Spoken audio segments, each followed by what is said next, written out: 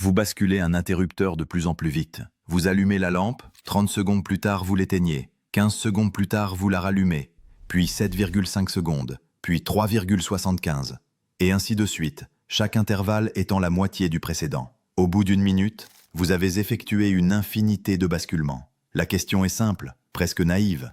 À 60 secondes exactement, la lampe est-elle allumée ou éteinte? Vous avez de bonnes raisons de dire allumée. Chaque fois que vous l'éteignez, vous la rallumez ensuite. Mais vous avez de bonnes raisons de dire éteinte. Chaque fois que vous la rallumez, vous l'éteignez ensuite.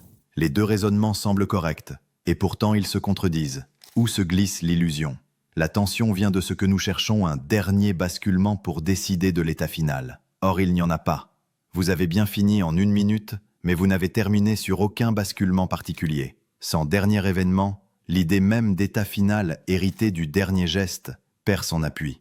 Mathématiquement, les instants convergent vers 60 secondes, mais la suite des états, elle, ne converge vers rien. Elle alterne sans se stabiliser. Confondre la limite des temps avec la limite des états, c'est glisser sans le voir d'un concept à l'autre. Regardez l'argument par la parité. Si le nombre de basculets était pair, la lampe finirait comme elle a commencé. S'il était impair, dans l'état opposé. Mais pair ou impair n'a pas de sens pour une infinité sans dernier terme. Nous voulons appliquer une règle finie à une procédure infinie, et la règle se dérode. Philosophiquement, ce paradoxe révèle une fissure entre ce que le calcul permet et ce que nos catégories admettent.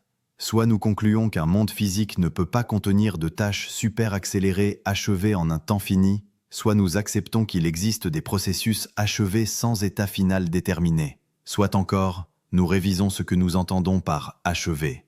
Vous avez devant vous 1 minute complète, et pourtant pas de dernière bascule. Tout est fini, et rien n'est ultimement décidé.